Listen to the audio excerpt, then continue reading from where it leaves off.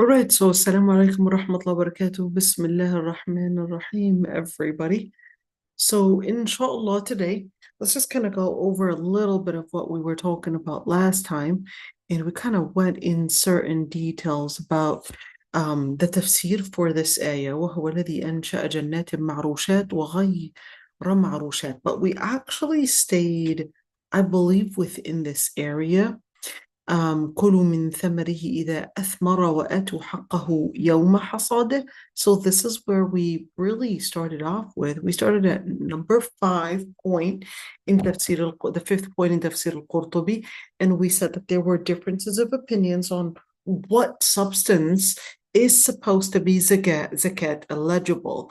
And we went in certain details based on those scholars.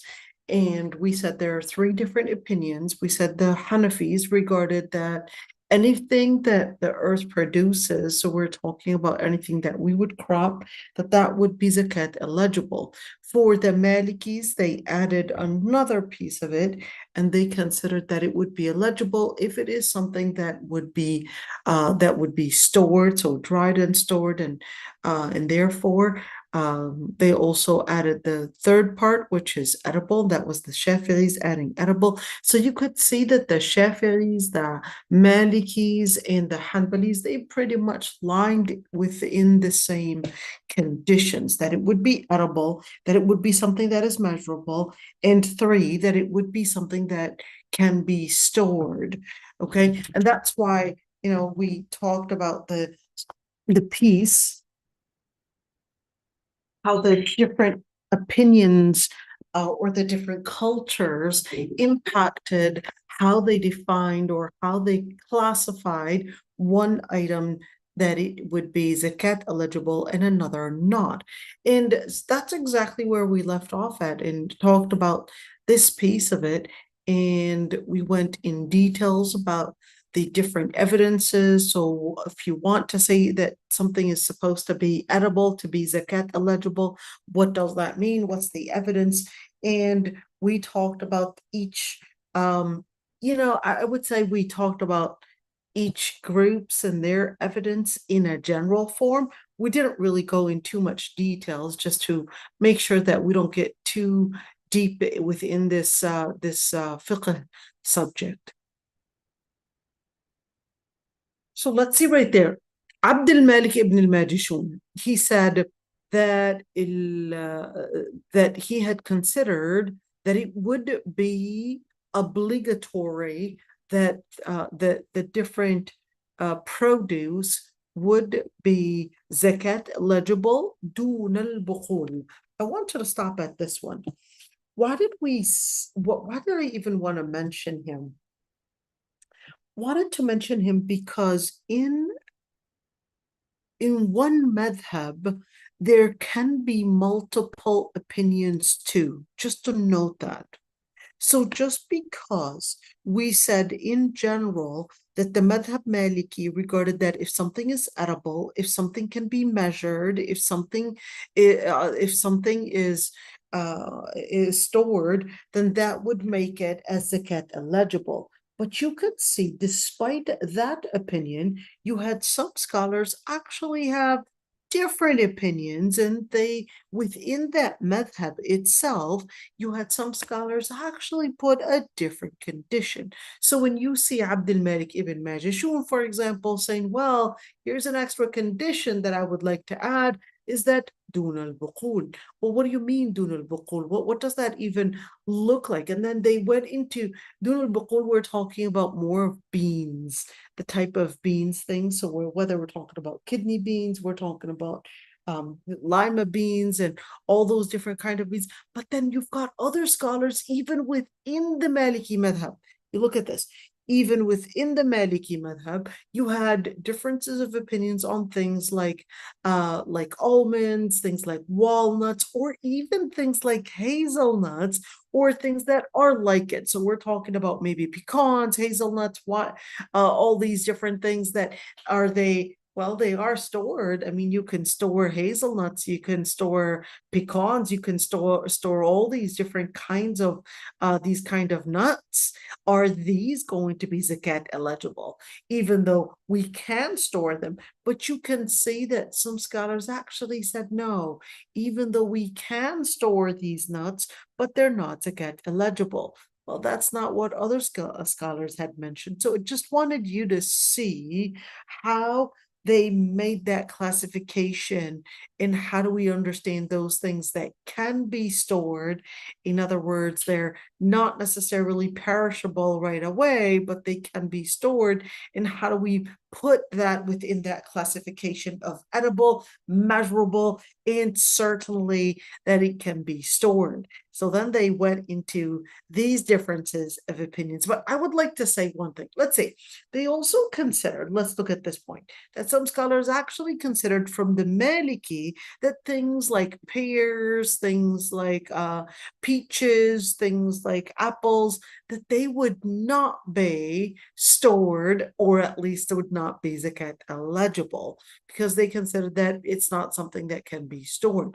But we know in other places they know how to dry these types of fruits and actually store them longer than that time. So just keeping in mind that I guess the different cultures, the different experiences, or the different methods used within that country did affect the madhab. That's one way to see how much of an influence does a culture play within defining certain things in madhab, just to see, some of the things. This is right, an example of something that is in front of us that they probably didn't know the methods or the different ways that they can store these items in it. So they thought, well, we can't include it within the zakat eligible items because we can't store them. But we know in other places they managed to store apples, pears, and even bananas. I know it's quite interesting, how they have different storing methods. And of course, if you go to China, they even have storing methods for even other not only plants but even meats as well. It's quite interesting. Even though the Arab did store meat, they did eat something like beef jerky. They were storing that. They were putting lots of salt, and it was getting, of course, hard, and they were using that as a way to store it. But of course, the Chinese definitely had beat the Arab in the methods of storing fruits and vegetables, and certainly knowing how to use them differently. Definitely, where they were a lot more advanced than the Arab. Okay, let's see. And he said, and there is nothing to be paid in zakah on things that would be, let's say, stored, but it would be needing to be dried. So I guess he considered that, well, we don't want to just say stored, but we also want to say that if it gets dried and therefore it loses, they probably considered that it loses its nutrients, or considered that it really lost its value and what it really contains, and considered that it can't be stored. Let's see another one. That's why we had differences of opinions in regards to figs. Wait a minute, you can store figs? Yes, you can. In Palestine, we absolutely love, or at least the older people. Right now, they don't really know the value of it. And we used to call it قطين or قطين. It depends on which region in Palestine you're living in. And that's what they would do to figs. So they would actually dry figs. In these dried figs, they would put confectioner sugar on it. I don't know why, but they would, not everybody does, but store figs and actually eat it as a way to get warmer during the winter. It was dried figs to give them the calories to get them warmer. So let's see. And he said most of, look at this one. Look at the influence of culture. He said the most famous opinion in the Moroccan area, but I want you to look at this one. When you say Moroccan or al-Maghrib, this is not to say Moroccan, what we know today as Morocco. At the time, all of the area stretching from Libya all the way to Mauritania was actually considered Moroccan. Just keep that one in mind, all of that. So we're talking about Libya, we're talking about Tunisia, we're talking about Algeria, we're talking about Morocco, we're talking about Mauritania, we're talking about parts of Senegal as well. All of that was considered as al-Maghrib al-Arabi. So let's see what they said. And they practice al-madhhab al-maliki. I want you to look at this one. You know, there's a very beautiful book. I want you to look at it. I'm going to take you there. And you know what? I already have opened it up. This book, maybe I can first show you what it looks like. Okay, this is what it looks like. It says شجرة النور الزكية في طبقات المالكية. Here it is. It's in 3 volumes, and in some, there's one book that we had in the library. It was one huge book. It was 1 volume, but it was almost in 1,000 pages. But let me tell you what this looks like. Okay, I want you to get an idea. I want to go to the Maktab al-Shamila. Maybe that one would be a lot easier to see. I want you to look at this one and look at this. So he will tell you what I like about this website. Maybe let me explain this website first. Okay, this website is called al-Maktab al-Shamila. Okay, let me show you. Here we go, shamila.ws. And this website actually has thousands of books that are basically available without needing to download them. They're actually available there. Plus, let's just see, can we actually translate these books? You sure can. Let's see how I could do it, at least from here. Let me get it in using the other. I'm not really good at Microsoft Edge and getting that one. So I'm just going to use a different website and a different tool in order. Come on, you're going to open it up. Hold on. I'm going to do this so you could actually see it. Okay, I want you to see that you can actually get this translated even, which is pretty cool, because if you can get it translated, you know, you have all these resources. Let's look at it. So here's this book right here. And you had seen just earlier this book right there, just translated. We're going to get this translated just really quick, okay? I mean, the translation is not necessarily going to be too accurate, but, you know, just get an idea. Let's say, here we go. I want you to look at this one. So when you look at it, it will give you, this is supposed to be what is called tarajim. What are tarajim? So tarajim are basically like bibliographies, and these bibliographies are, let's say you've got bibliographies for the Maliki scholars or the Hanafi scholars or the Shafi'i scholars, or probably the scholars that had narrated hadith, or maybe the scholars that wrote books on just wrote books, they were all authors or whatever it is. You would have all these bibliographies that had basically named these scholars in order for you to basically find them. And most of these books, called it tarajim, they actually use a method of classification. Some of it, they would consider it as tabaqat. What does that mean? So they've got generation 1, generation 2, generation 3, generation 4, and sometimes they could classify it based on regions. And other times they can classify it based on centuries. So you could see right here, this scholar, and who is he? Let's look at his name right there. His name is this one, okay?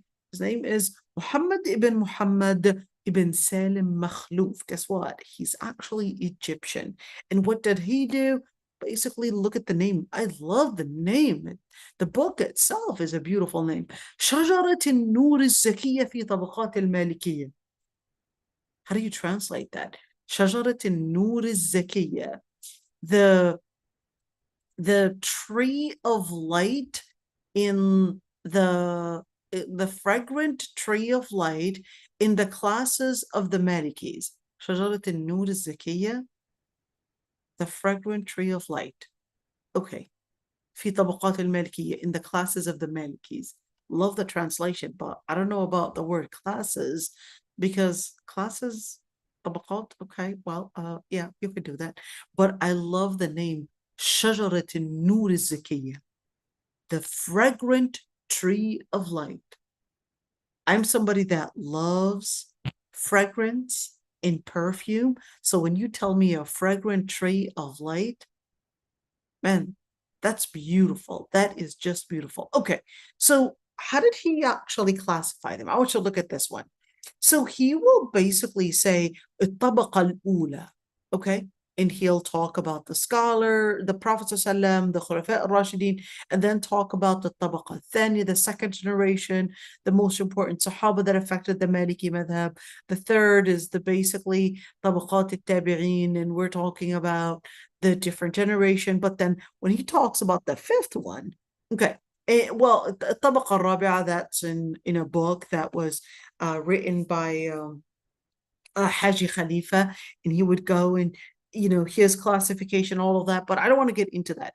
Okay, let's see. الطبقة الخامسة. He'll talk about the Maliki scholars from أهل الحجاز, basically from the Arabian Peninsula area, from Iraq area, the scholars, the Maliki scholars in Egypt, the Maliki scholars in Ifriqiya. What is talking about the whole continent of Africa? No. Ifriqiya was another name for Tunisia. Okay. Al-Andalus, and that was going to look to Spain. Okay, so we're talking about the scholars in Spain and the scholars within that regional area, within that region. And then you would see that he would continue within that same classification and actually talk about the different scholars. Let's click some of those. All right, we're going to click some of that and actually look at that. Okay, let's say right there. So we just clicked on one of these scholars and look at this one. Abu Abdullah Muhammad ibn Ibrahim al-Iskandari, and his name is al-Ma'ruf ibn al-Muwaz. تفقه بابن الماجشون. He studied at the hands of Ibn al-Majishun, which is Abd al-Malik ibn al-Majishun that we were just talking about, Ibn Abd al-Hakam. And let's see, so this is basically the amount of information that we have about this particular scholar. Okay, but he said, well, if you need more information, you're going to go and search his complete biography and the bibliography basically at al-Maziri. And al-Maziri is another Maliki scholar, and he basically wrote another book for Tarajim, for the different Maliki bibliographies. So look at this one.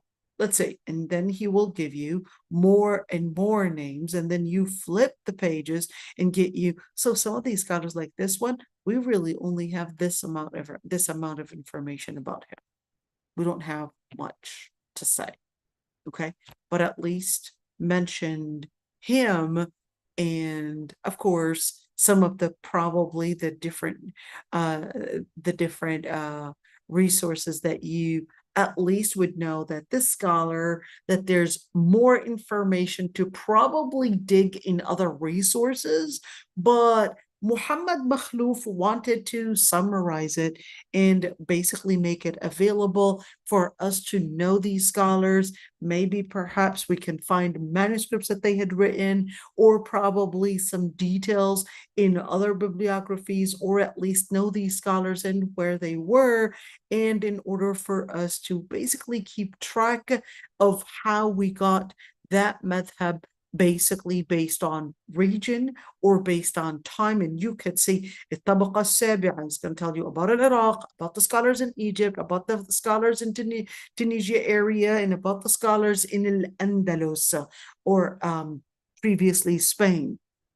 The other one, Sicily. You had scholars in Sicily?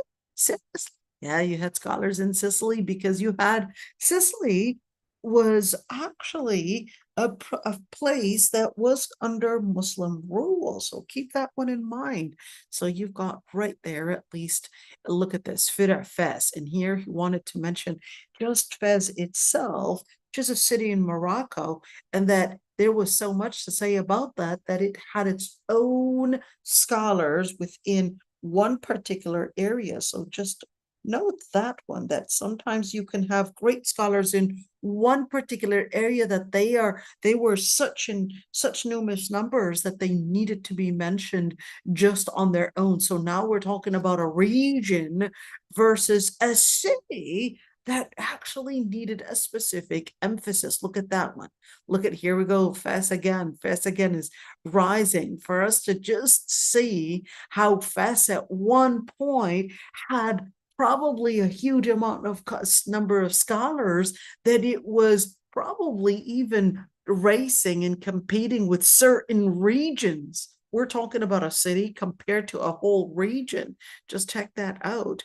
And let's say, so now we're just going over so many, all right? But wanted you to see that one in order for us to at least know, can we actually know anything about these scholars? Is there any way to even learn about these scholars? The answer is absolutely. We have these biographies, we have these resources, and therefore this isn't just a name where we just see this name and that's it. But no, these names actually have resources that we can get to in order to learn more about. So just see that one and just check out this website. Well, this website that I just told you about, guess what? Let's look at it. Got Maktab al-Shamli right there. And guess what? You can actually see, let's look at this one. Want you to look at this, okay? Or look at this. I'm going to the main generator for that library. This is called the Maktab al-Shamli. Every single researcher would love and completely want to use this website.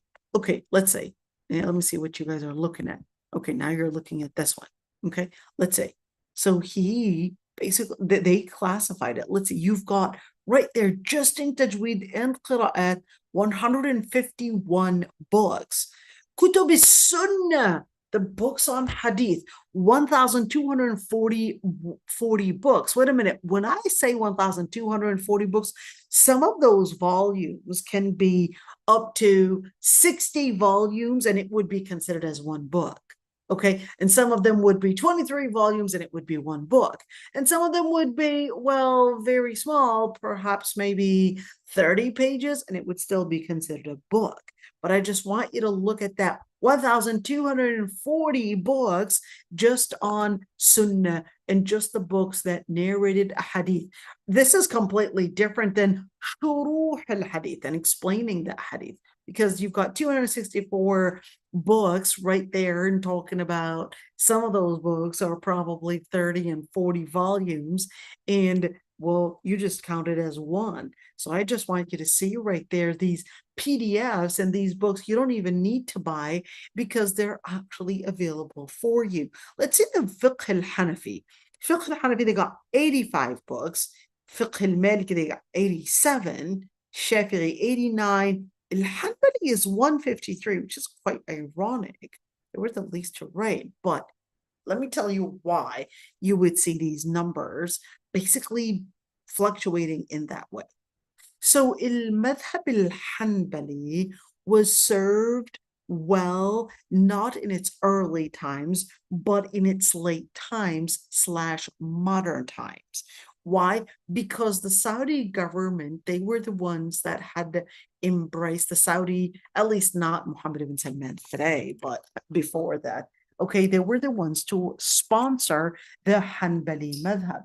And when they sponsored the Hanbali madhab, they basically had more, not only sponsoring the printing of those books, but including different research, including different scholars, including, of course, expanding that madhab. So in other words, you would see those resources being available. Let's look at those. See, even those, look at how big this is. Man, you got, this one is in, what, 6 volumes or something? I remember correctly. Let's see. And just look at these books, all of these. Man, this one is in almost 10 volumes. This one's almost in 13 volumes right there. Oh, look. So this one is actually telling you that this is one tahqiq and this is another tahqiq. And multiple scholars work on it. So this scholar, his copy of it, and this scholar, his copy of it, and his notes on it. Okay, just wanted you look at this. I'm just scrolling really quick right there. This one is منتهى الإرادة. This one's not too big. It's almost in 6 volumes. Okay, and الروض المربع, that's almost in 6 volumes as well. كشاف القناع, that's in 10 volumes. Now I want you to see this one. This one is in تحقيق المصيلحي, and this is the other copy. And even though both are for the same scholar, his name is al-Bahuti, okay, but they've got the book for you right there. Maybe I could make it as bigger. Why am I making it so small for you? Okay, at least get that one, but just letting you see. See, I'm not even done. I'm just scrolling. I hope you're not getting dizzy, but just scrolling. If you were to actually go into a library, this would cost you, my fast estimation, if you were to buy all of these books, I would probably say perhaps maybe, I don't know, $15,000, maybe. Just my fast guess. Let's see, المذهب المالكي, 87. I'm not good with المذهب المالكي, just to note, okay, because one, the resources were not that available for us at our university, but of course, المذهب المالكي is one of those madhahib that I would say really needs this attention, needs a lot of attention because it needed funding. Let's say it that way, needed funding. Okay, let's say رسالة أبي ابن أبي زيد القيرواني. This is actually the key book for المذهب المالكي. And then you had a lot of different explanations just really stem from this book, which is رسالة ابن أبي زيد القيرواني. This one's actually not too big. It's only 170 pages, like you could see. But out of these 170 pages, you had many volumes just come out of this one. You could see Qayrawani, meaning he's Tunisian. You got a lot of scholars from Tunisia that served in al-Madhab al-Maliki. Okay, let's see right there, just looking at it. Al-Kafi Fiqh al-Madina, that was not too big, actually. I believe it's 2 volumes, from what I remember. This one is in Al-Bayan wa Tahsil. This one's actually 20 volumes. Right there, this is 20 volumes right there. المقدمات, let's see, المقدمات, and you got that one's in 3 volumes. شرح التلقين, that one is in 5 volumes. بداية المجتهد, it's not too big. That one's also in 4 volumes, but that's one of my favorite books for Madhab al-Maliki. And let's say right there, الذخيرة, this one is huge. This is in 14 volumes. 14 big volumes. It's absolutely big. Okay, but just wanted you, oh man, this is one of my favorite books. He didn't get that attention that he deserves, even though it's in 4 volumes, but excellent book for the Maliki Madhab.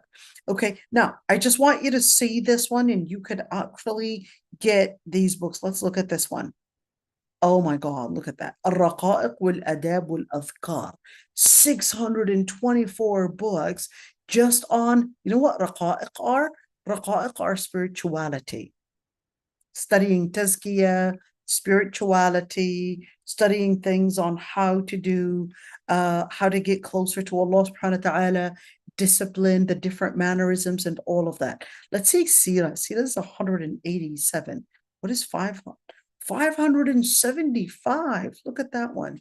Those are tarajim and tabaqat. Those are basically the bibliographies.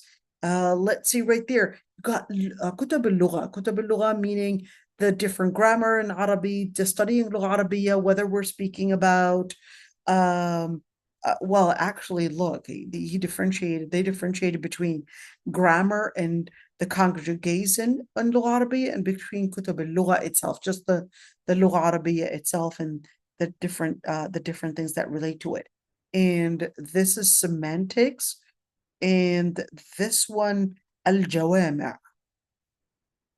Jawama, so what do you mean by jawama in this situation? I thought you were supposed to put those in hadith. No. Oh, actually, okay. So yeah, I guess they had this one. It's quite interesting why they didn't put this one for the Hanafi madhab, and why didn't they put this one for the Hanbali madhab? What? And why didn't they put this one for the Shafi'i madhab? It's quite interesting how they classified that one.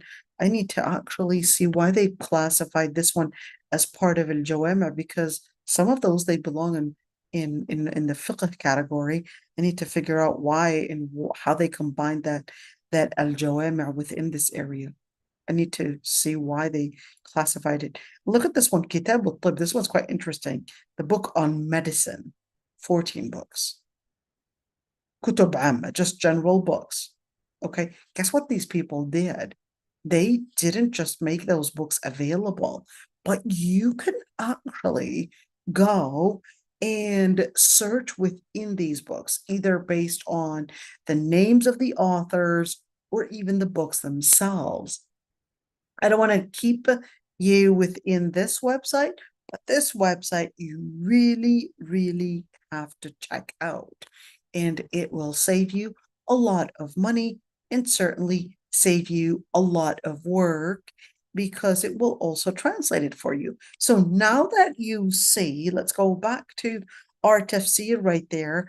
Now that you see those resources, now you get to see how the different scholars, whether in region or whether in experiences or whether the resources can affect a madhab. You saw how we were talking about the area in Tunisia, the area in Morocco, the area in Al-Andalus, the area in Sicily, the Malikis in Iraq, the Malikis in Egypt, and certainly they had their experiences to see that. Okay, let's see. And he said, and they had differences of opinions in regarding figs, and the most common and the most famous classification in Morocco is that they don't consider that figs are basically zakat eligible.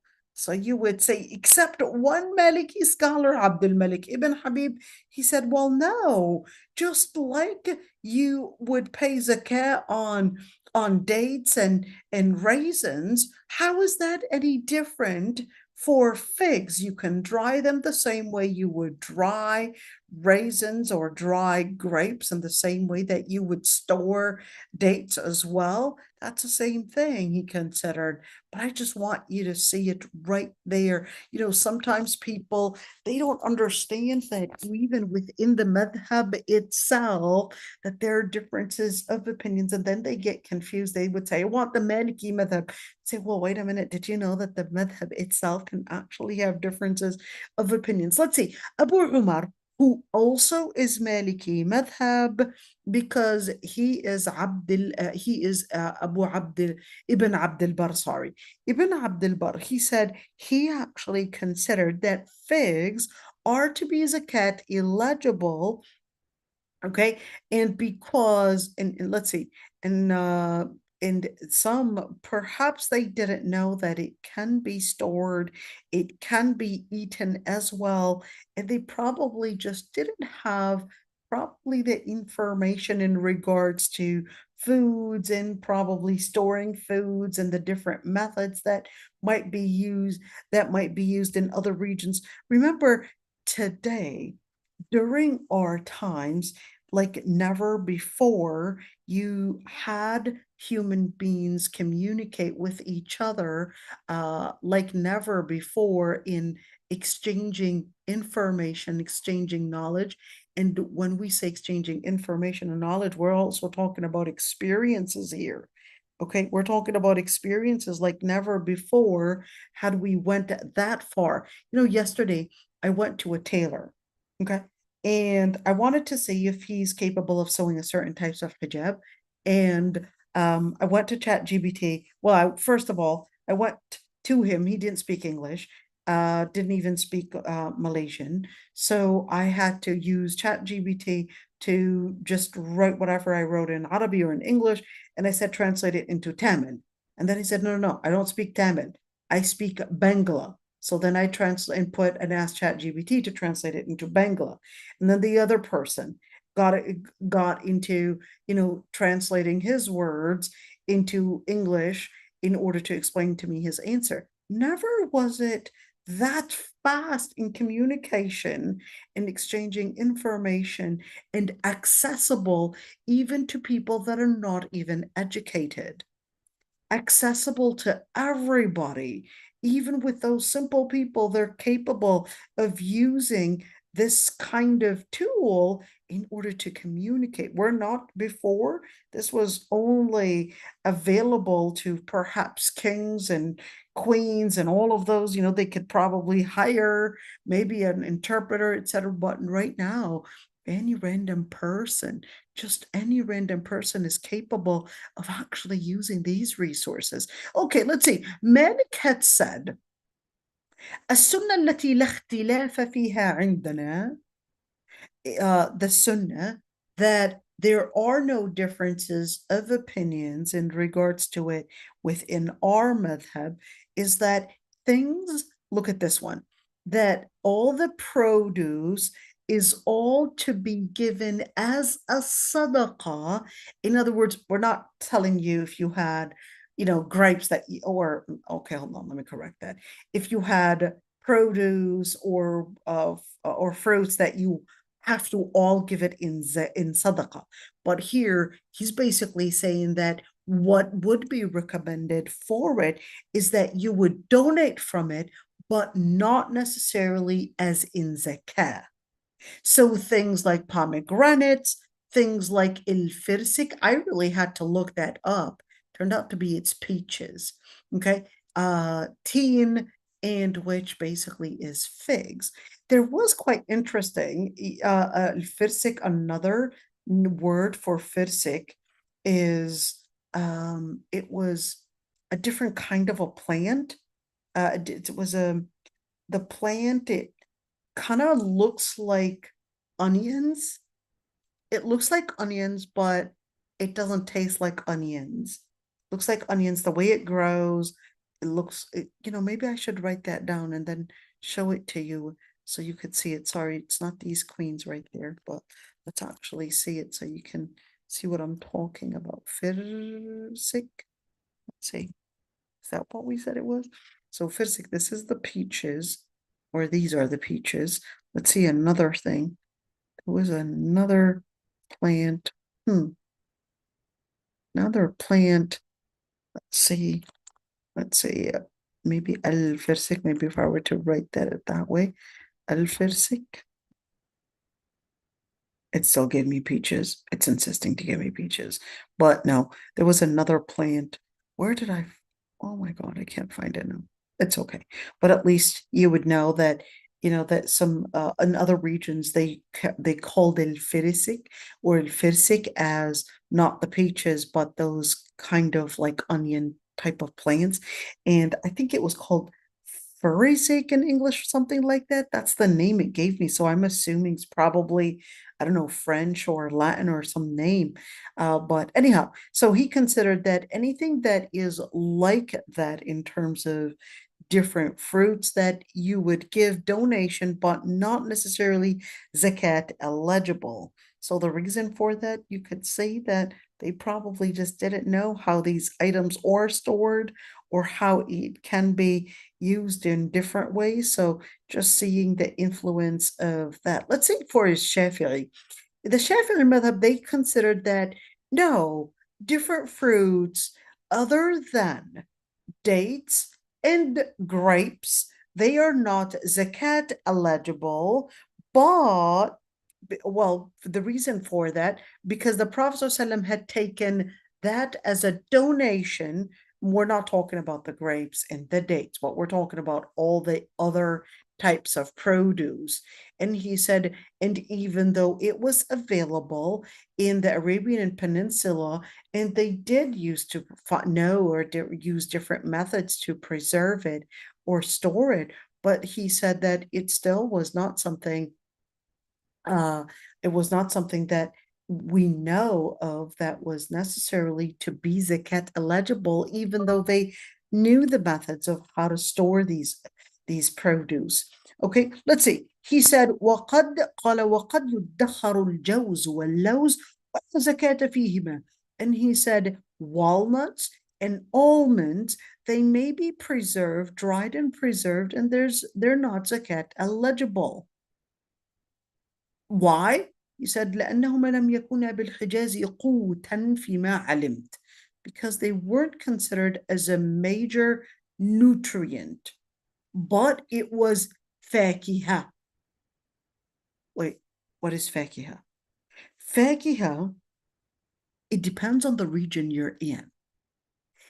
فاكهة, in the region in the Arabian Peninsula, فاكهة is fruit, and even the Levant. So if you go to Iraq, you go to Lebanon, you go to the Arabian Peninsula, all those eastern countries, they would actually consider it as فاكهة to mean produce. But the areas of North Africa, not Egypt, okay? I don't know, in certain parts of Egypt, they might use it as a fakiha, but fakiha in the northern parts of Africa is actually nuts. Yes, not produce. It's nuts. So it was something as not necessarily a produce that they considered, but they considered it as more of an entertainment, like within the nuts area. It's quite interesting how they would use that. Hold on, what did he want to say in number one? He said al-istithkar.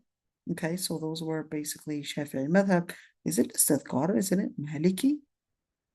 Okay, let's see. Let's see. No zakah on olives. Why not? Said because it was considered, they considered that there's no zakat on olives. Remember, the olives, they had differences of opinions on whether they are zakat eligible or not, and simply because they differed on whether that can be stored even or not. Remember yesterday when we had seen Ibn Abdul Barr actually say that that would be just used as something that we would use as an oil and as a dip, and not necessarily as food. It's quite interesting. We looked into that. Remember that piece of it and said, wait a minute, in other countries, they don't necessarily just use it as a dip, but they would store it and make it into a type of pickle, just like we would eat olives and pickles today. Yeah, so, but I guess that's not how, maybe it wasn't that available to them, and that's why they didn't know how to store and how to make them into pickles. I wonder if that was the case. But it's quite interesting. At the end, it's good to know, like I said, whether it's zakat eligible or not.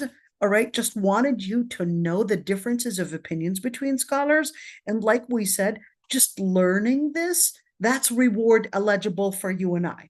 Okay, I don't have, trust me, I don't have, I guess, any acres of olive trees or acres of fig trees or acres of nuts and walnuts and all of that. I don't have any of that whatsoever. I think the most that we had was, I don't know, a couple trees of, well, 2 trees of pomegranates, 3 trees probably of peaches, and a couple trees of olives, but that was really, just a couple things, but not necessarily something that would be zakat eligible. It barely fed us. Okay, let's see. Shafi'i basically had, look at this one. This one is really important to say. Shafi'i had قول بزكاة الزيتون قاله بالعراق. Another, الأول قاله بمصر. فاضطرب قول الشافعي في الزيتون. Note, what does that mean? He said, الشافعي, he had one statement that he had said in regards to olives, that it would be eligible when he was in Iraq. He considered that olives were zakat eligible. The other opinion was when he was in Egypt, and therefore you could see the discrepancies in the madhab Shafi'i is or are olives zakat eligible or not. What do you mean when he was in Egypt and when he was in Iraq? I mean, like he had two madhabs when he was in one place, and then, yes, at one point, Shafi'i was in Iraq and he studied under Muhammad ibn al-Hasan al-Shaybani. But before that, he was in al-Medina and studied under Imam Malik. Imam Malik, Imam Dar al-Hijra, that blonde, blue-eyed sheikh that is in al-Medina, the famous Maliki madhab originator. And yes, that scholar, that he studied under him, and then later studied under the famous Muhammad ibn al-Hasan al-Shaybani, who is the most important figure, perhaps after Abu Hanifa himself. Without Muhammad ibn Hasan al-Shaybani, you would have no Hanafi madhab. Absolutely, it would be completely forgotten. It was Muhammad ibn Hasan al-Shaybani and Abu Yusuf, but Muhammad ibn Hasan al-Shaybani, in regards to preserving al-madhab al-Hanafi, it was really Muhammad ibn Hasan al-Shaybani, more than Abu Yusuf by far. Muhammad ibn Hasan al-Shaybani was the person that classified and actually kept track of the madhab Hanafi. And yet, Shafi'i studied under him too when he was in Iraq. And then he formed his older madhab in Iraq. And then later, when he moved to Egypt, he basically learned new things that he didn't learn in Iraq. So then he added, changed, edited, and probably went into a new evolution of it and a new development in his madhab, his own madhab. And that's why it's very important to see how changing regions, not only, you remember earlier how we had seen the madhab al-Maliki in Egypt, in Iraq, in Sicily, in different areas, in Fez, etc. Well, now you're seeing one person have a madhab in when they were stationed in one country that later developed into a new madhab when he went to a new country. Why? Because of those new experiences, the new ilm that he managed to find basically preserved with the Sahaba that had moved to that region, so he learned something new. It wasn't as today where you could exchange the resources and actually have maybe, hey, the Sahaba that were probably doing jihad maybe in Uzbekistan and the Sahaba that were probably doing jihad in Egypt somehow have a WhatsApp group and exchange information easily on a WhatsApp group or probably on social media. It wasn't as today.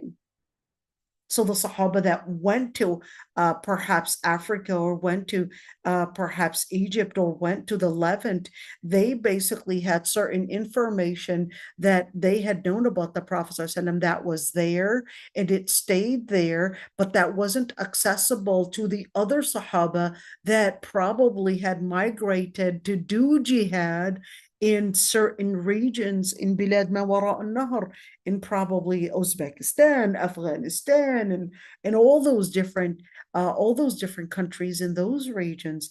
They didn't have a WhatsApp group. They didn't have that information shared. But some Sahaba that probably witnessed the Prophet ﷺ doing one thing, they later migrated to do jihad in Egypt, and that they had certain ilm, that later Shafi'i managed to get a hold and basically trace that ilm back, that the scholars that went to Iraq, or the Sahaba that went to Iraq, probably they didn't have these resources. So what did he want to do? Why would he develop a new ilm?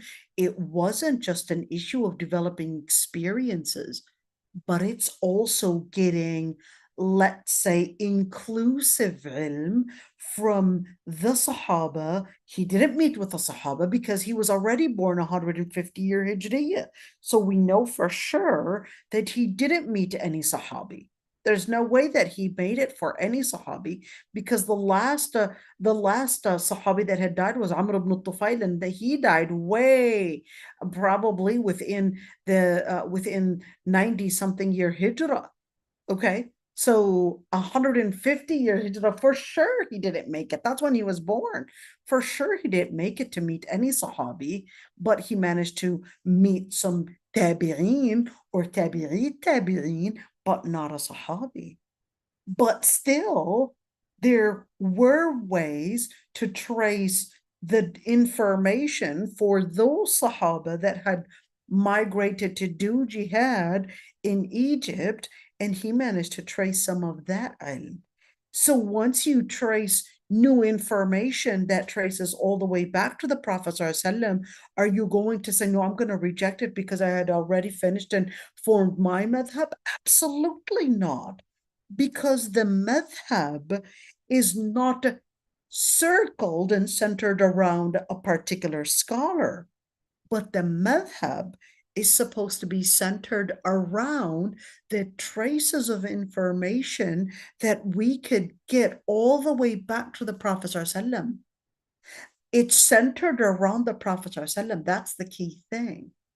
So understanding this piece of it is important, because if we don't understand the development of fiqh, we don't understand the development of madhahib, then we're going to get really lost. And I would say a lot of funny questions.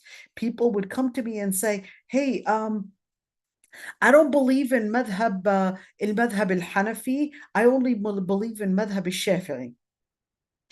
Just by saying this statement right on the spot, I know you know nothing about madhab Shafi'i itself, because madhab Shafi'i actually learned from al-madhab al-Hanafi, because he was actually a student under the hands of Muhammad ibn Hassan al-Shaybani, who's actually a key figure, if not perhaps the most important figure in al-madhab al-Hanafi.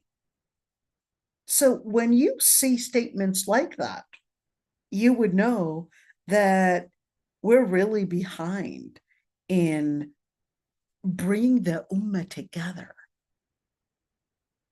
Bringing the ummah together requires that we would embrace the different efforts that different scholars had basically developed and understood and put in and invested in making the ummah that we are today. So to somehow say that, no, we're not supposed to be taking from that madhab, or I just want it to be exclusive to that. No, we need to embrace all the different efforts, all the different investments that all the scholars had invested, because the Sahaba themselves had migrated, had went to different regions, and therefore we need to embrace any piece of ilm that the scholars had invested and actually bring it to develop and enhance and even advance the ummah and what they can learn from Quran and Sunnah. And it doesn't have to be exclusive to one madhab. At one point in history, believe it or not, at one point in history, we had a point in a time in history where they were not even praying behind each other. In fact, Mecca itself had one uh, uh, one minaret, or at least not minaret, but it would be one area for Hanafis, Malikis, and another. So it was really, each one had their own qibla. And guess what? A person coming from a Hanafi madhab would not get his daughter married to somebody from a Shafi'i madhab. And they were at so much odds that they didn't even pray in the same masjid. Can you imagine?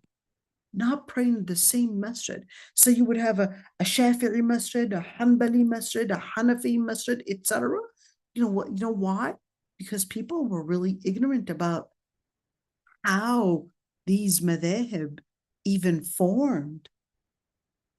And not until we educate ourselves that we would be capable of bringing in a community that is willing to use these resources, use these potentials in order to advance the ummah,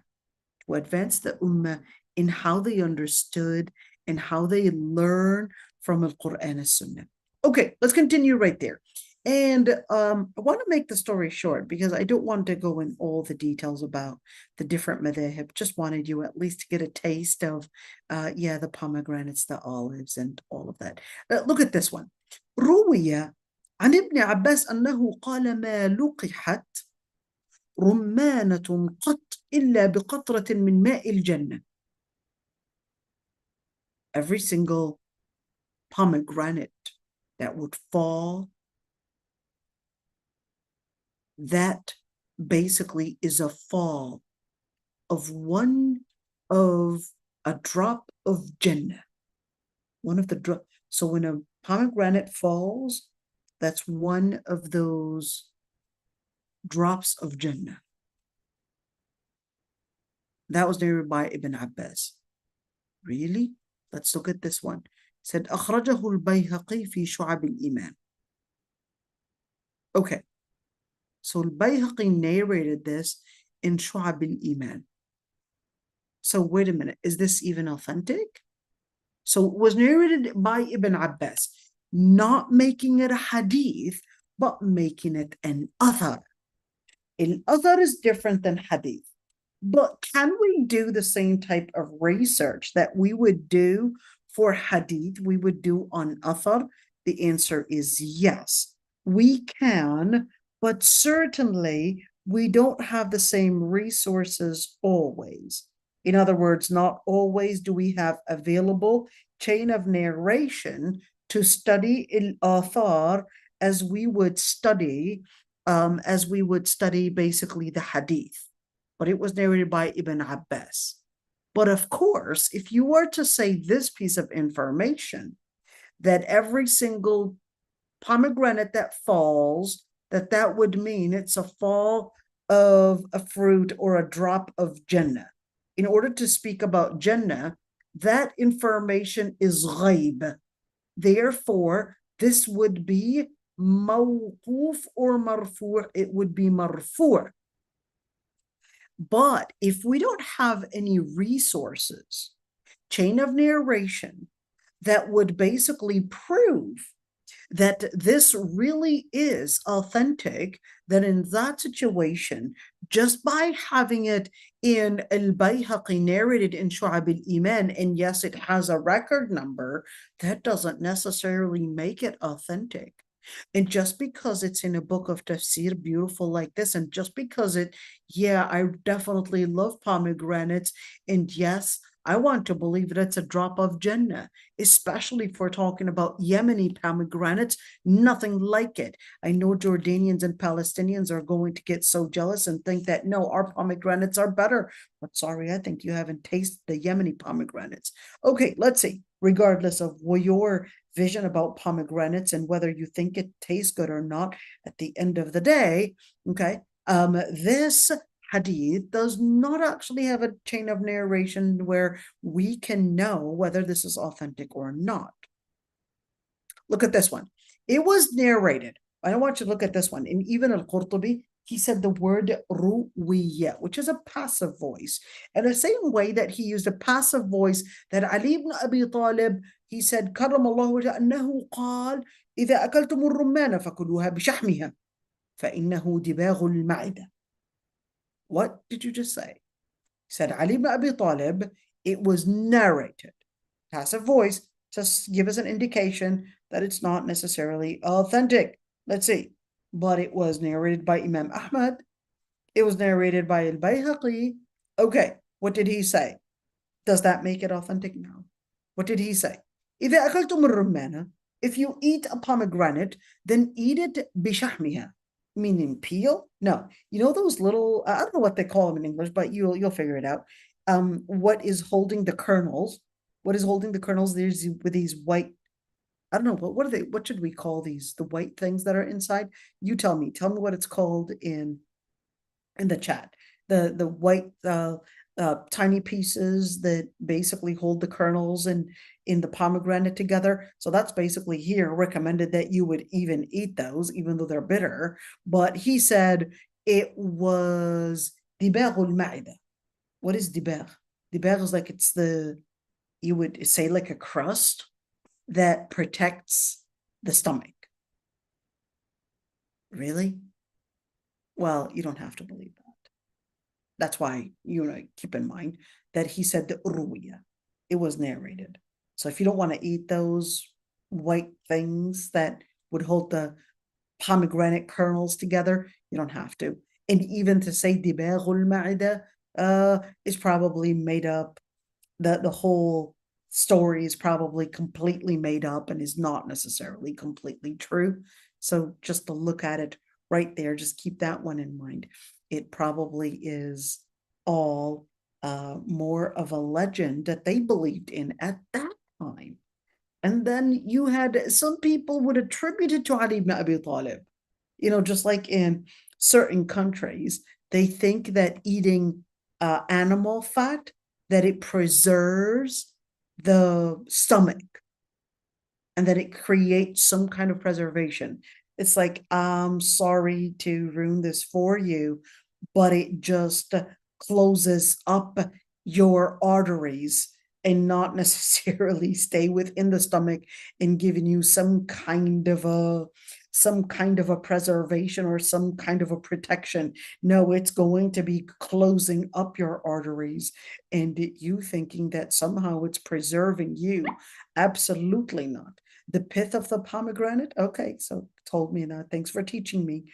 So it's called the pith of the pomegranate. So again, you don't have to eat that. Yes, even if this athar basically said to eat it as a recommendation, I think it's important that we would see what this is, what this information is saying, and also basically learn the resources. Let's see. ذكر ابن عساكر في تاريخ دمشق عن ابن عباس قال لا تكسر الرمان من رأسها فإن فيها دودة يعتري منها الجذام. الجذام? So we're talking about, let me explain to you first of all, what is he saying? Ibn Asakir, Tarikh Dimashq, in the history of Damascus, Tarikh Dimashq is almost in 20 volumes. The history of Damascus. He said a narration upon Ibn Abbas. He said, do not break the pomegranate from its head because there's a parasite there or a certain, I guess, creature there that in it there is a cure from al-judam, leprotis. Do I have to believe that? No, you don't have to believe that. Let me see what did he say at number 1? Hold on, let's go down. Look at this. He said, لم نقف عليه. You know what? This is quite interesting. Ibn Asakir, al-Qurtubi said that Ibn Asakir mentioned this, and with revision, he said we couldn't even find it there. While reviewing, so the scholars in this tahqiq, They said, we went to Ibn Asakir, we didn't even find this piece of information there. So is al-Qurtubi making this up? Maybe he thought that Ibn Asakir had said that. Maybe he had a manuscript where this was mentioned, but in our, at least the Ibn Asakir copies that we have today, we don't find and we don't see this note that was mentioned, or at least that was claimed by al-Qurtubi. Perhaps al-Qurtubi had a different manuscript that did mention that one. But in the manuscripts of Ibn Asakir that we have today, we don't see it. Okay, now what does that mean? Do I have to believe this piece of information and actually go and search for this parasite or this bacteria or whatever they wanted to call it, duda, or this creature that basically is claimed to be a healing for leprosis or a certain illness, a skin illness, or is it a neural illness? At the end of the day, just keeping that in mind and just learning how we learn the resources, and not just because it is mentioned that we would just go right away right there. Let's see. He said, and it will come that we will discuss the different health benefits for olive oil in Surah Al-Mu'mineen. But of course, that was based on the information that they had today. But I would like to say one thing. There is a book, it's actually called al-Tibb al-Nabawi. Al-Tibb al-Nabawi. Maybe I should show it to you. Okay, let me show it to you. Okay, and this Tibb al-Nabawi, let's go right there and actually show it to you. Al-Tibb, hold on. Al-Tibb al-Nabawi. Here we go. Al-Tibb al-Nabawi. Okay, I'm going to show you the image right there. This is it. Okay, Ibn Qayyim al-Jawziyah. But here's one thing. Even though it says the prophetic medicine, and you could say it's a mawsu'a, it's like an encyclopedia. Well, at the time, he didn't actually call it mawsu'a, but later he called it Tibb al-Nabawi. But I guess the person that wanted to, I guess, print the book, he added the word mawsu'a, like an encyclopedia, just to basically make it sell better. Okay, but here's one thing. This Tibb Nabawi, the prophetic medicine right there, the book itself contains all these different narrations, including the narrations that we have right here about, hey, right at the head of that pomegranate, that there lies something that cures from leprosis, or if you were to eat the pith of pomegranates, that basically is going to protect you from different GI diseases, or things that, hey, pomegranate, if it falls, that's basically a drop of Jannah right there. You'll have that in basically this book. And probably talk about maybe eggplants, and probably talk about the black seed, olive oil, and who knows, coconut oil, and whatever it is. Guess what? A lot of these resources, or a lot of these hadith and athar, are not actually authentic. Just to know, a lot of them are not authentic. Just because it was mentioned in this book, and it seems, hey, it seems really attractive, and just because it's mentioned there, it does not actually make it necessarily containing everything in regards to prophetic medicine and making it necessarily authentic. Just to note.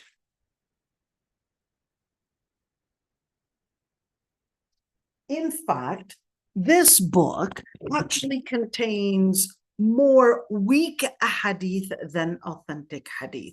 Sorry to break it for you. I know it kind of feels good to look at it and say prophetic medicine, that's exactly what I want, and think that you could actually use that. In fact, even the hadith, let's say, let's look at this one. These are the things that you would find in hadith, okay? In most of those hadith. Kamoon, the hadith are that speak of Kamoon are actually not authentic. Habbat al-Barakah, we've got a lot of hadith that speak about Habbat al-Barakah is basically a cure. We've got honey, Sadaqah, okay, siwak, let's see, but really uh, most of the hadith that speak about just different sources and different things that you could use as a healing medicine or at least way of healing and treatment are actually not authentic. I know some people would be thinking that in order to be religious, that I'm just going to be depending on this book. Absolutely not. Go and get treatment through your doctors because they had done a lot of research. And definitely, I would depend on that than actually depend on this book because this book, a lot of it is actually not authentic. If it's not authentic, then definitely I wouldn't necessarily use that. And certainly, even if I were to have an authentic hadith, like that hadith that speak about habbat al-barakah, for example, I wouldn't necessarily use that to say, oh, I'm going to cure because there's a hadith in Sahih Bukhari that says that habbat al-barakah is a cure for every single disease except death. Okay, I'm not going to be using that to say, okay, I'm going to just depend on that for cancer, for example, because certainly maybe it needs to be, hey, maybe it needs to be done in a certain way. It needs to be perhaps extracted in a certain way, the oil, whatever it is, it needs to be basically, I guess, traded in a certain way, etc. So maybe mixed with other things and all of that. And certainly, I know nothing about homeopath for me to say, well, if I were to mix it with this, and I had actually met this woman, a professor in Sharia. She had cancer, and it was stage 4. I met her almost 2 months ago. What, 2 or 3 months ago. She had stage 4 cancer, and it was, what was it called? It was in the lymph nodes. It was in the lymph nodes. It's one of the most aggressive cancers.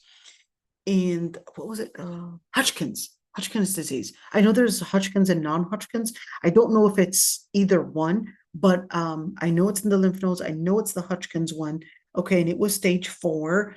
And she refused to take chemotherapy. So don't refuse to take the chemotherapy and say Aisha was said. No, no, no, no, absolutely not. This is not my area of specialty. I'm just, I'm just telling you somebody that I met. Okay. Would I recommend that? I don't know. I mean, that's not for me to talk about whatsoever. This is not my area of specialty. But she refused to take chemotherapy and went for some traditional medicine. And she told me what it was called. It was some kind of a Chinese traditional medicine and was actually completely cured.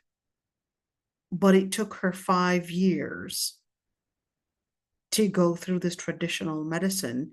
And right now, she's actually cancer-free completely. It's quite astonishing, to be honest, especially that I come from a family that basically has cancers.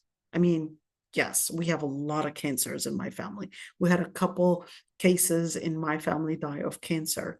So yeah, it was quite interesting. But subhanAllah. This is not to say do not take chemotherapy whatsoever. And even my mother, when she had cancer, her oncologist insisted that we don't use traditional medicine to treat cancer and treat that cancer along with the chemotherapy. So if you decide to take both, they'll tell you, no, you can't do both because some of that homeopath medicine, it might cancel out. It might actually affect the effectiveness of the chemotherapy that they're using. So that oncologist was saying, I don't want you using any homeopath because it's going to reduce the effectiveness or probably alter the effectiveness of the chemotherapy that they were using. So when my mother got cancer, we went through chemotherapy. Alhamdulillah, she's cancer-free right now, but definitely went through chemotherapy, radiation, and even mastectomy, and done a couple surgeries. And yes, it wasn't easy at all. But that's not my area. But I just wanted to note this piece of it, because many times people would come to me and just say, hey, I'm just depending on a tibb al-nabawi as their medicine resource to study medicine and to give cure to themselves. And I would say, stop right there. A lot of those hadith are not authentic. I know you're so excited about it, but I would like you to keep that one as in mind. Okay, let's see. Some of the scholars that said that there is zakat on olives, basically is Zuhri and Malik. And of course, he put them in between parentheses or brackets right there in order to say that some of the manuscripts for Tafsir al-Qurtubi didn't say that. Al-Awza'i is from Lebanon, so you got to memorize that one, okay? Al-Layth, al-Thawri, Abu Hanifa, Ashab Abu Thawr, Zuhri, okay. And let's say, he said, يُخْرَصُ زَيْتُونًا وَيُؤْخَذُ زَيْتًا صَافِيًا. Okay, so some scholars actually here, in regards to olives, they said that they would be estimating the value when it's olives, and then when it would be taken as basically extra virgin olive oil, then that would also be something that we would take the value of it. Okay. So the value or the estimated value when it's olives, and then when we squeeze it into olive oil, we can take the value of it. We're going to see the differences of opinions later on in regards to that one. And you had Imam Malik say, no, we don't use any estimation and do yukhras actually means we're estimating the value of it.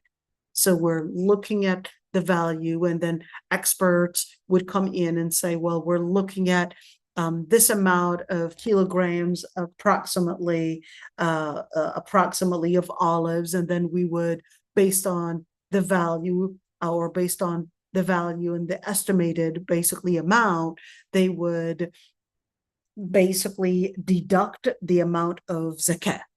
Okay, but of course, look at this one. Malik said, no, we don't estimate the value, but we would take the 10th after the 10th of the value, basically. So 10% of the value after it would be squeezed. And if it reached 5 awsaq, so that's, we said 615 to 653 kilograms. Is that what we said? I think that's what we said. Let me just go over it. I forgot that amount, to be honest. Hold on. I'm going to go over that number and actually see, what did we say? Hold on. What did we say? How much was it? Hold on. Okay, here we go. We said 612 to 653 kilograms. That's khamsat awsaq.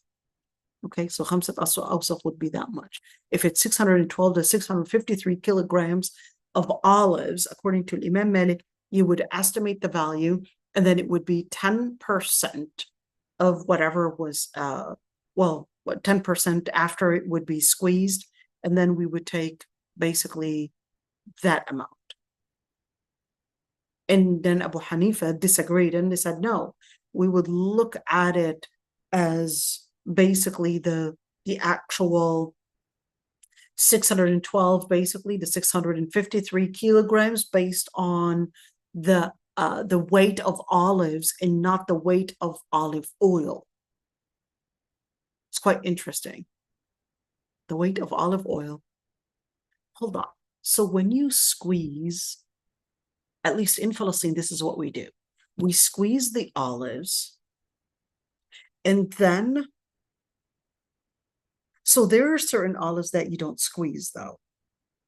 Certain olives, they don't give you a good amount or barely any amount of olive oil. And there are certain olives that are used for olive oil. And there are certain olives that are used for pickling. Okay. And there are certain, and even after squeezing that olive oil out of those olives, we would basically get the remaining piece, basically piece of that olive, and we would use it in different things, different production. We don't throw it away. use it in different types of productions.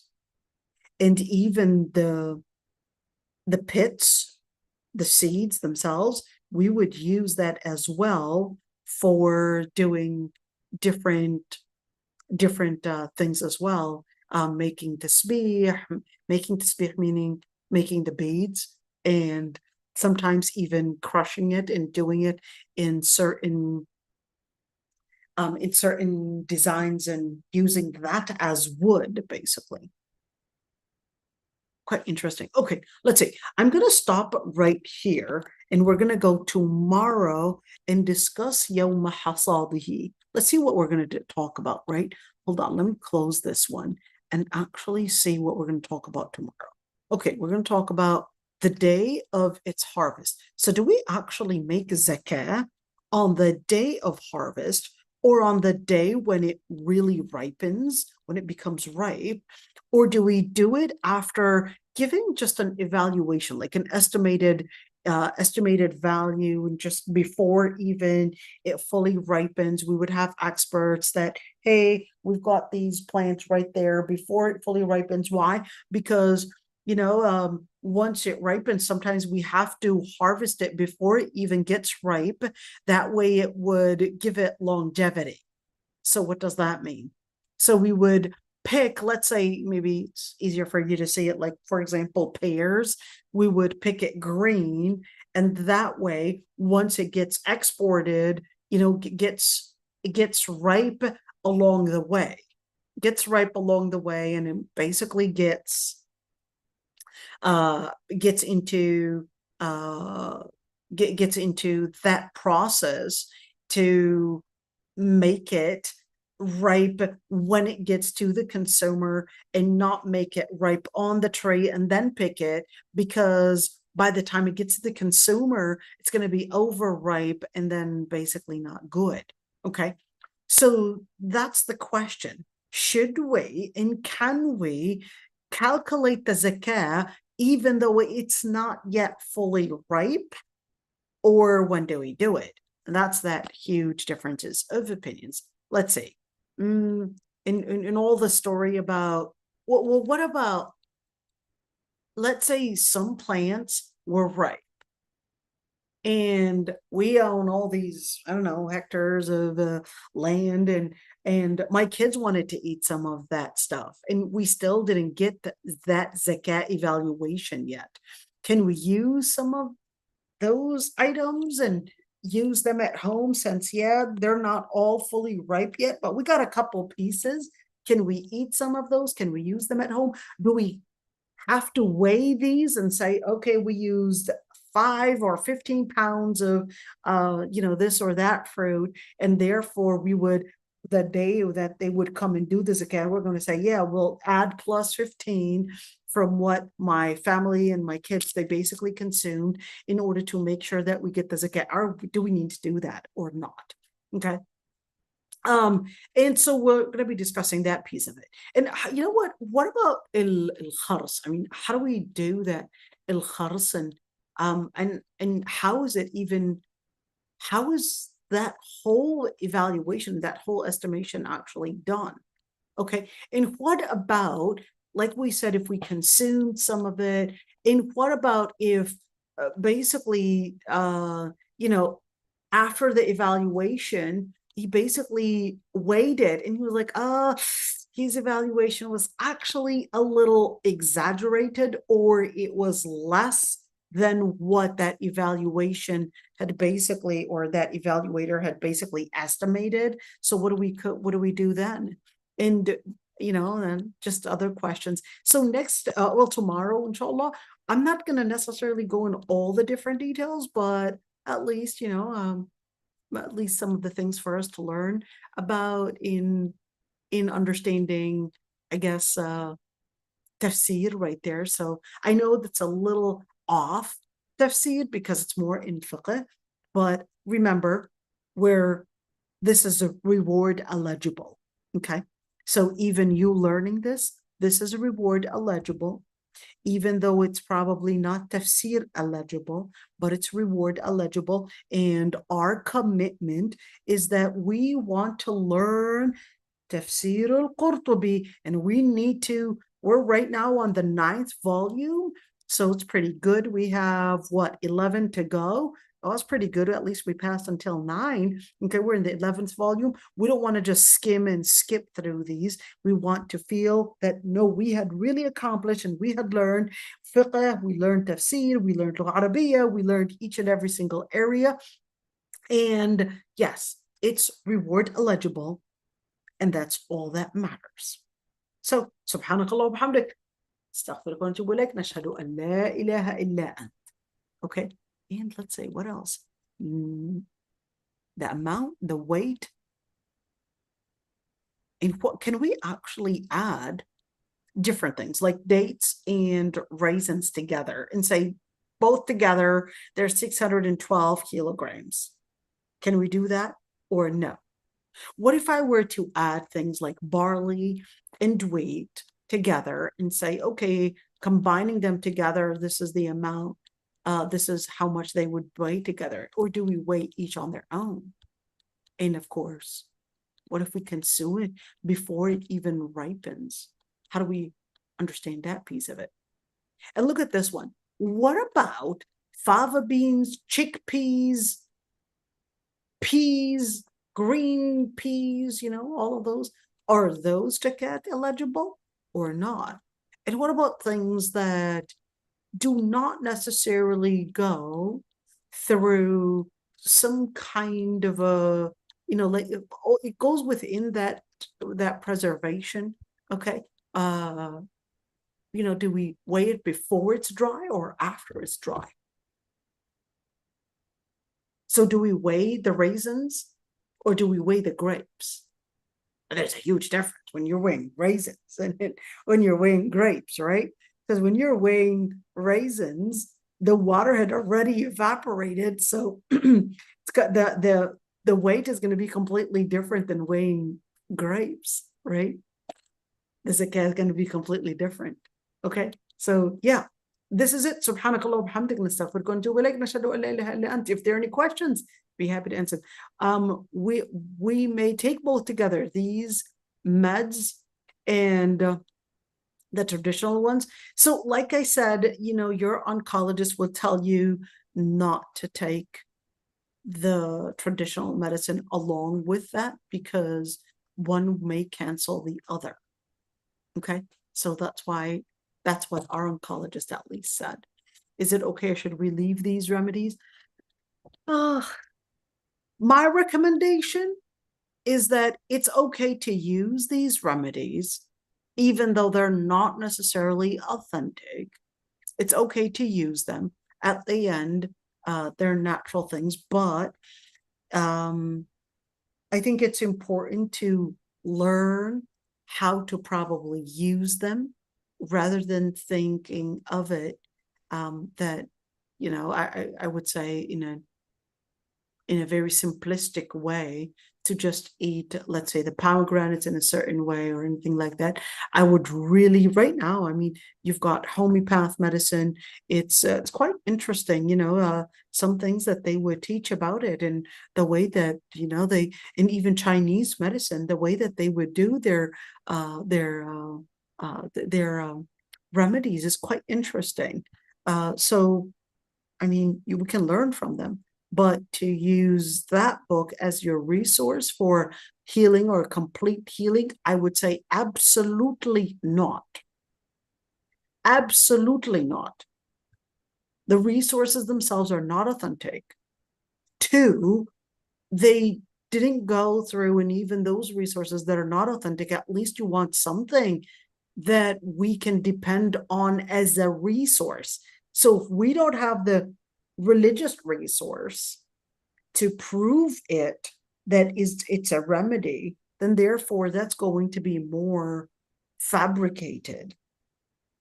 And for you to depend on some ancient person that probably made this hadith, fabricated this hadith, and depend on them and what they thought was a benefit for this and that illness, and would you really depend on somebody that doesn't know and that invented invented probably their own imagination of what cures this or that illness, and say that there's a bug in the pomegranate head, and that bug is going to treat you from leopardus, from a neurological dangerous disease, and you're going to say, yeah, there's a bug in there. I'm going to get that bug, and you know what? I'm going to eat the whole thing.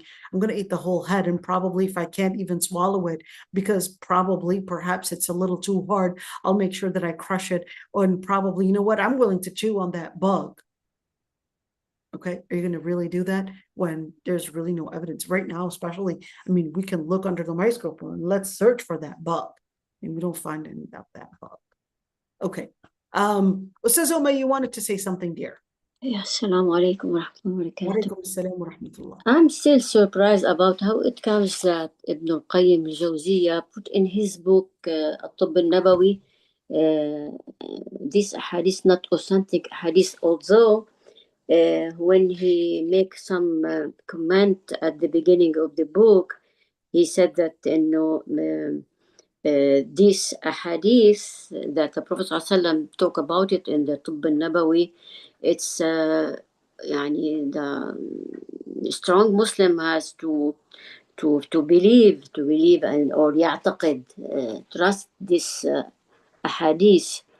How it comes to say that it's Okay, not authentic? so okay, so just because, right, so just because he basically had mentioned this, that does not necessarily mean that he was an expert on hadith. Okay, that doesn't mean that he's an expert on hadith just because he had written that. So you had other scholars that would comment and that would basically either endorse this statement or probably say this statement requires scrutiny. Okay, so just because someone said this statement, it doesn't mean we're going to take this as our Quran and that we're going to depend on it as a general statement to endorse each and every single hadith. So that was his knowledge of some of those hadith. Then we would have the other scholars of hadith go over those hadith and then say, actually, sorry, with all the respect to you, this hadith is actually not authentic. That hadith, there's no evidence. That hadith is basically having this piece of it is an addition that was not mentioned in the authentic hadith and so forth. So looking at it and studying it this way is extremely important. So let's look at this one. I'm going to go back. I'm going to go to it. Let's see. Here he says, فصل في الحناء. This is talking about حنة. Okay, and he said, والحناء بارد في الأول يابس في الثانية وقوة شجر الحناء وأغصانها مركبة من قوة محللة اكتسبتها من جوهر فيها مائي حار باعتدال ومن قوة قابضة اكتسبتها من جوهر فيها أرضي بارد. Here's one thing. I want you to look at this. I just randomly just opened up this page. Okay, I'm gonna get it translated right there. I hope it allows me. Whereas I know there is a way to translate it. Wait up. I'm gonna find it. I promise you, inshallah. Where is it? Where was it? Where's the page that I had open? Okay, here we go. Yeah, I got it. Now I can translate it. Hold on. Yes, translate, please. Okay, let's see. Henna is cold in first, dry in the second, and the strength of henna tree and its branches is composed of decomposing force that it has acquired from an essence in which it is watery, moderately hot, and from a holding power that it has acquired from a substance in which it is cold. Okay, so one of its benefits is that it is useful. It is a useful analyzer from burning fire. It has a force that agrees to the nerve if it is bandaged with it, and it is useful if it chews from mouth sores and thresholds, and it clears a thrush that occurs in the mouths of boys, and the bandage with its useful for inflamed hot tumors. And it does the blood of the brothers in surgeries if he mixes his light with filtered wax and the oil of roses. It will be useful for the pain of plea. I don't know what that is, but anyhow, Okay, now what I want you to see just in this random sentence, when you look at the thing about force and holding force and a substance of what he called it as ardi and what he called it as ardi and so forth, okay, that is basically coming from the Greek, okay, from the whole thing when he says right there ardiyun barid, and he said قوة قابضة, called it a قوة قابضة, that there is this force that is a holding force. And when he talks about it, جوهر مائي حار باعتدال, and he talks about some kind of a أرضي بارد, and all of that is really coming, even the whole description. I just opened up a random page and you could see the influence where all of this is actually coming from the Greek science. Some of it is coming from the Greek, some of it is coming from India, some of it is coming from different resources, but that is not necessarily that we could necessarily depend on to teach us about prophetic medicine. And just because he said it was, that it basically has the resources to give you cure, So, it doesn't necessarily make it so. yeah, so Ibn al-Qayyim, he explained this prescription of henna depending upon how he understood the hadith that at-Tirmidhi, if you can go up the al-henna, there is a hadith about at-Tirmidhi to the Prophet ﷺ. So he understood it in this way, that not means that the Prophet ﷺ said the hadith, or the hadith itself is not authentic. Where we So talk about myself, I don't know if there are other authentic hadith about henna. I'm not saying every single hadith about henna is not authentic. I'm not saying that. Okay, I don't really have that information about henna, if there is any authentic hadith about henna. Okay, I don't know that. That needs further study. Okay, when he's just generally saying that the hadith that are mentioned here, a lot of it is actually not necessarily authentic. That's what I'm trying to say. As for what you were talking about, where was it? It was, sorry, I lost the page. When it was talking about henna, okay? Yes, perhaps you will find a quote here and there talking to us. I'm so sorry, I lost that hadith about henna. That you were just quoting, but regardless, right there, just to let you know, a lot of those hadith, I mean, right here, look, he said, وَفِي الصَّحِيحَيْن, that he asked him about الطاعون, about basically about, what is the طاعون in plague, about the disease of plague, right, and what that means and how do they deal with it, and etc. And here he said it basically happens in discoloration in certain parts of the body, etc.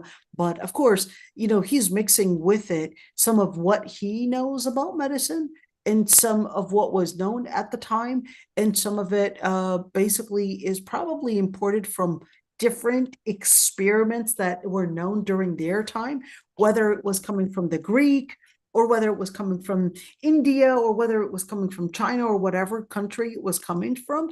At the end of the day, is that, sometimes that he can go in certain details about perhaps prophetic medicine, but the main hadith that talked about Baitinjan, for example, there's not a single authentic hadith that talks about eggplants. I love eggplants. It doesn't mean it's haram, but do I have an authentic hadith that talks about eggplants? That's the question. And that it is cure. The answer is no, I don't have a single authentic hadith. Does Ibn Qayyim al-Jawziyya actually talk about pomegranates having health benefits that traces back all the way to the Prophet? Yes, he does. Is it authentic? No, it's not. Is it included? It is included. How we prove it's not authentic? Fair enough. It's basically called the science of hadith. In the science of hadith, we've got something called the diraya, and we also have a riwayah. Remember that one? So we would go to what makes a Sahih hadith. An authentic hadith basically has 6 different conditions. ما اتصل إسناده بنقل العدل الضابط عن العدل الضابط إلى منتهى من غير شذوذ ولا علة قادحة. That's the condition. We have a chain of narration. اتصال السند. A complete chain of narration. This narrator narrated upon that narrator from narration A, narrator A to narrator, the last narrator. We basically have, they all met each other. They all are one. اتصل إسناده بنقل العدل الضابط. I need each and every single one of them to be عدل, to be pious in their deed, to be ضابط, to be good in their memory, to be good in the way that they memorized it, to be accurate in their wording of what the wording of the hadith is saying.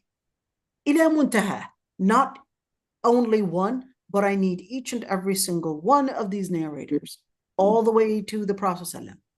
من غير شذوذ ولا علة قادحة. Want to make sure that I have a number of different resources and a number of different narrators that I'm going to scrutinize and I'm going to study to make sure that they don't have a history of contradicting other narrators that are stronger than them, or other narrations that basically would give me, let's say, a backup for that particular narrator or that particular narration.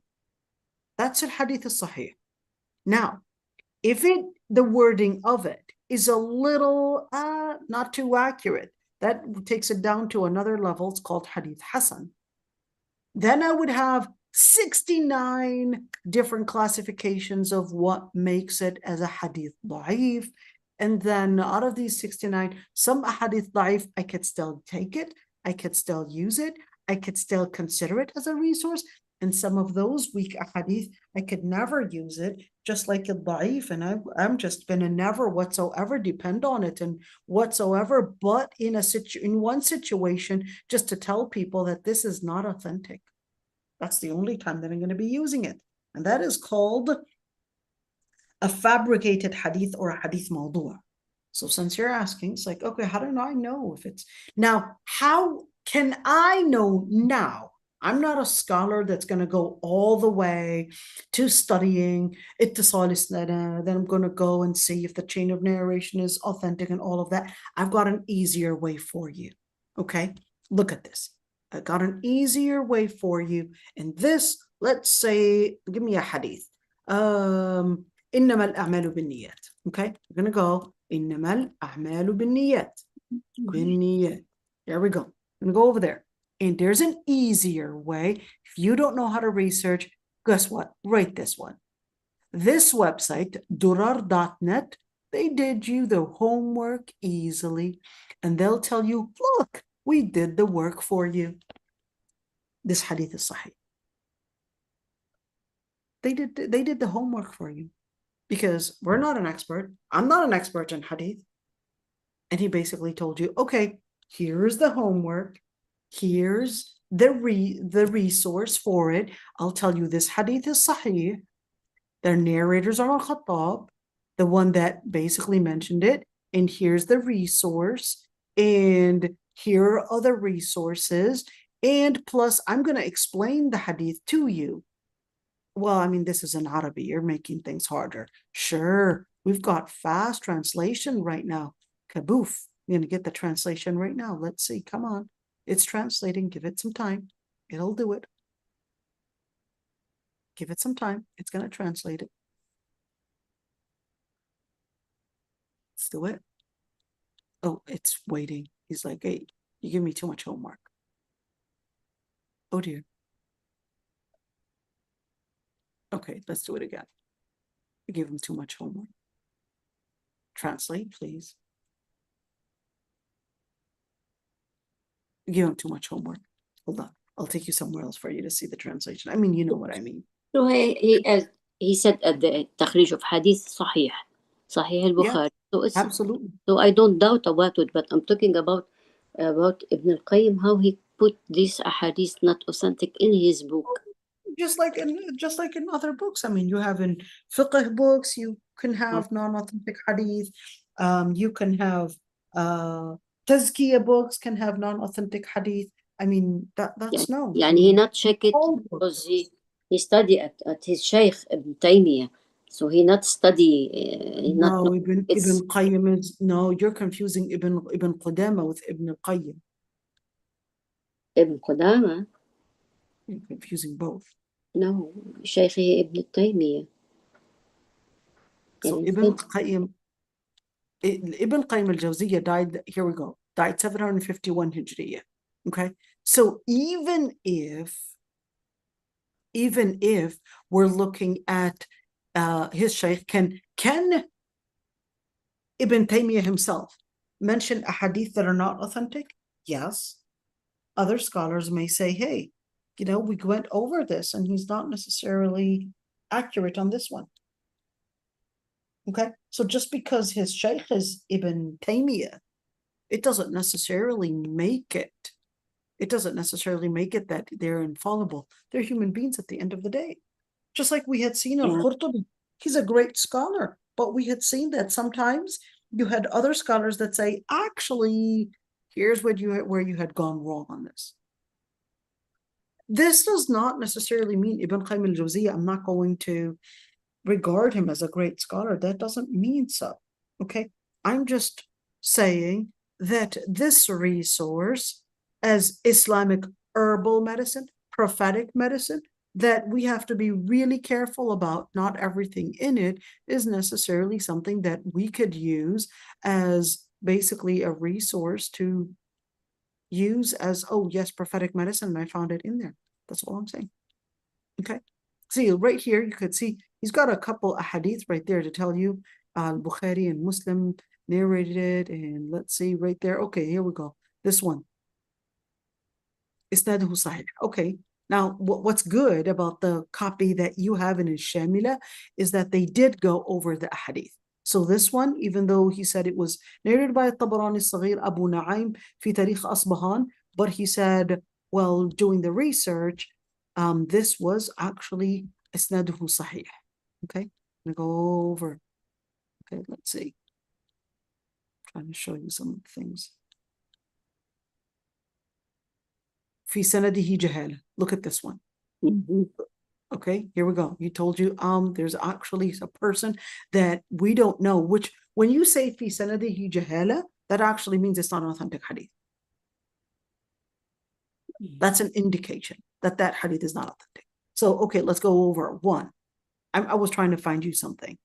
Okay, let's see. Where's one? Where's this hadith is. Okay, here we go. وفي سنن أبي داود مرفوعا إن من القرف التلف. من القرف التلف. القرف مداناة الوباء ومداناة المرضى. So mudanat, so basically feeling disgusted and keeping away, and that being close to some ill people, that basically causes harm. I mean, we already know some diseases are contagious, okay? But here, regardless, okay, that some diseases are contagious or not, is this hadith authentic? So he said, well, it was narrated by Abu Dawood and it was narrated by Ahmad, but guess what? In its chain of narration, there is an anonymous narrator, and therefore this is going to be classified as not an authentic hadith. Okay, so this is one. Let's see some more. Okay, here we go. This one's I'm just going to go over it really quick. It's okay. Okay. I not need enough. I disappointed enough about. I know. I'm not telling you to let go of the book. I'm not telling you to let go of the book. I'm just saying, I'm just saying that, just because, okay, here we go. Let's see this one. أخرجه ابن ماجه وسنده ضعيف وهو حديث صحيح بشواهد وفي الباب عن ابن مسعود وابن عباس عند الترمذي. Okay, so he said, well, as for this, let's see, number one, where's that hadith? I'm going to try to find where number one is. Where's number one? Here we go. ما مررت ليلة أسري بي بملأ إلا قالوا يا محمد مر أمتك بالحجامة. Right. Okay, beautiful hadith. He said, when that day that the Prophet ﷺ was basically ascended to the heavens, he would pass by a group and they would say, "Oh Muhammad, order your people to do the cupping." Okay. Now, this hadith, it sounds very nice. Okay. He said, well, Ibn Majah was the one that narrated it in this actual wording, but he said the particular chain of narration for Ibn Majah is da'if, is weak, but he said there is, or there are other reports that basically enhance that this is an authentic narration, and that he basically had said, well, I got shawahid. What is a shawahid? A shawahid basically can come from different resources other than the resource that was mentioned. And they may have completely different chain of narrations, but at least the actual report is enhancing this report. Okay, at least I have other evidence to prove that this report is actually proven. Okay, that's basically what it means. Okay, let's look at this one. أخرجه الترمذي وابن ماجه وسنده ضعيف. Okay, here we go. Sorry about that. I know. See, look at this. You know, when you dig more into it and with the resources, I know. I'm so sorry, everybody. I would hate to ruin it for you. I know you're like, prophetic medicine. This is it. That's all I need. I would hate to ruin it for you. Okay, let's see. Said it was narrated by Tirmidhi, Ibn Majah, and basically the narration is weak. And why? Because this narrator, Abbad ibn Mansur, is basically mentioned in there, and therefore you're not going to use that. What is a salt? Salt is, I think it's like a plant, and then they dry it and then they shove it up their noses to make them sneeze. I think the Indians use that. Indians use that, and I know in the Middle East we use that as a way to basically clear the nostrils and clear the airway, regardless if it works or not. I'm not going to debate you whether it's a good way to clear your airway or not. Perhaps maybe that is, okay? But here, what I care about, is there an evidence to prove it from, let's say, hadith-wise, okay? Let's say, even though you could see number 2, let's go to number 2, okay? Let's go to number 2 right there. I want you to see it right there, okay? Look at this one. Number 4, أخرج ابن ماجه, and he said, سنده ضعيف. Number 4 and number 2. Let's go to number 4. Here's 4. في سنن ابن ماجه عن علي نزل جبريل على النبي صلى الله عليه وسلم بحجامة الأخدعين والكاهل. That the Prophet ﷺ, that Jibril alayhi salam had come. Let me translate this one. Okay, here we go. Now give it to me. Here's number 4. Where's 4? Where's 4? Oh no. Where's 4? Oh dear, I lost it. Okay, in Sahih narration. No. Sunan ibn Majah from Jibril. Okay, here we go. He said unto the Prophet ﷺ, with cupping of the deceived in the shoulder sling. Whatever that means. I don't even know what that means, to be honest. What is al-akhda'ayni wal-kahil? Oh, so basically cupping on the shoulders and al-kahil, so on the knees as well. Okay, so cupping on the knees and the shoulders. Okay, that's what he's talking about. That Jibril alayhi salam had come with that. Okay, let's see. So number 4, he said it was narrated by Ibn Majah, but the chain of narration is not authentic. Sorry to break it for you. Oh, we said we wanted to go to number 2. Where's number 2? Same thing.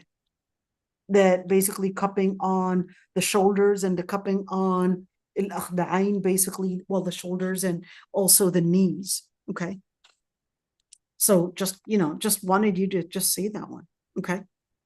And of course, there's more to say, but let's see, what else do we have? So I see, here we go. أخرجه الترمذي وسنده ضعيف. Oh man. You see it? You see what I'm saying? See, we just went, look at this. أخرجه ابن ماجه وهو ضعيف. See, just these pages, look at how many hadith in each and every single page. We're getting somebody that's ضعيف. Right? Look at this one.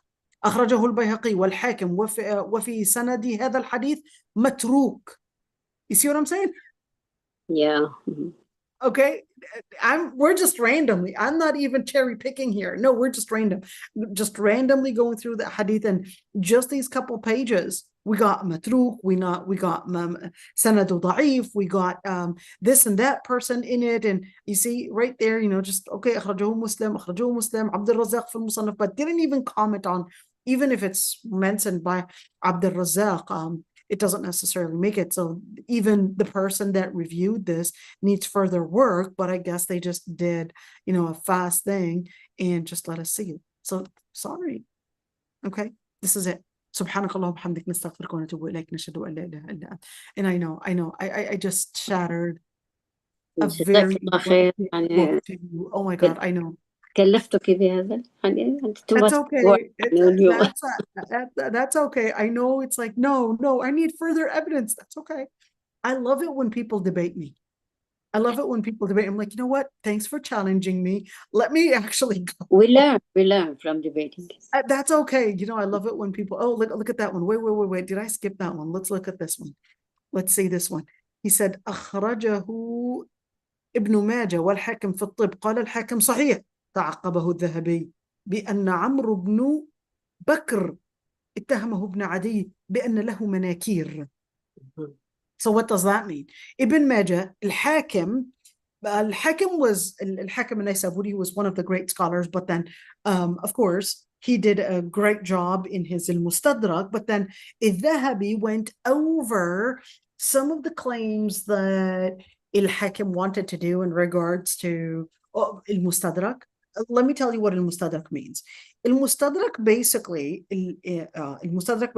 is based on the premise that Muslim and al-Bukhari, that there were other authentic ahadith that they had forgotten or missed out on, and therefore al-Hakim wanted to come and say, you know what, there are certain things that you guys should have noted, and here's what I'm going to do. I'm going to base it on your conditions, these authentic hadith, and I'm going to make an annexed version of your Hadith Bukhari and Sahih Muslim, and I'm annexing this. So al-Dhahabi goes along and he says, you know what? I'm going to go over and really see how accurate your Mustadrak is based on the conditions of al-Bukhari and Muslim. Hey, you wanted to say that was supposed to be based on them. Okay, fair enough. I'm going to use your premise, and I'm going to use that condition that you put on yourself, and I'm going to actually scrutinize that. We're not just going to take it just like that. So al-Dhahabi comes over and basically reviews all such claims, and he said, even though al-Hakim had claimed that it was authentic, well, guess what? Al-Dhahabi said, sorry, we disagree with you right here, because there is a narrator, his name is Amr ibn Bakr, who Ibn Adi, another scholar of hadith, he's got du'afa, okay, and he said that he had manakir. What is manakir? Manakir is not nail polish. Munkar. It's not nail polish. Munkar. Exactly. He had some issues that he would actually get in disagreement. In other words, some of his narrations are not approved and basically enhanced by other narrators. This has nothing to do with nail polish. Oh, he was wearing nail polish. I'll put him down. No, it has nothing to do with nail polish. All right. Yeah. Okay, this is it, everybody. Subhanakallah wa bihamdik nastaghfiruka wa natubu ilayk ashhadu an la ilaha illa ant. جزاك الله خيرا وبارك الله بعلمك. وإياكم. السلام عليكم. وعليكم السلام ورحمة الله وبركاته. لا إله إلا